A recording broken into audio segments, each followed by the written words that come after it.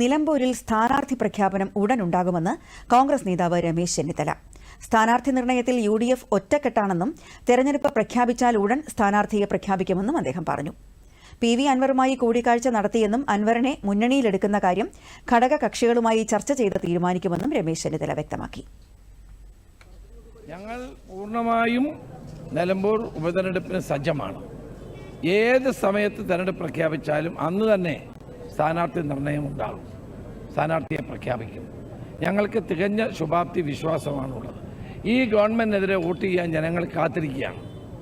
അത് നിലമ്പൂരിലെ ജനങ്ങൾ വലിയ ഭൂരിപക്ഷത്തോടെ UDF സ്ഥാനാർത്ഥിയെ വിജയിപ്പിക്കുമെന്ന് ഞങ്ങൾ ഒരു തർക്കവുമില്ല. ഞാൻ പറഞ്ഞല്ലോ, ഇലക്ഷൻ പ്രഖ്യാപിച്ചാൽ അന്ന് തന്നെ ഞങ്ങൾ സ്ഥാനാർത്ഥിയെ പ്രഖ്യാപിക്കും. PV അൻവറുമായി ചർച്ച നടത്തി. KPC പ്രസിഡന്റും പ്രതിപക്ഷ നേതാവും ഞാനും ഉണ്ടായിരുന്നു.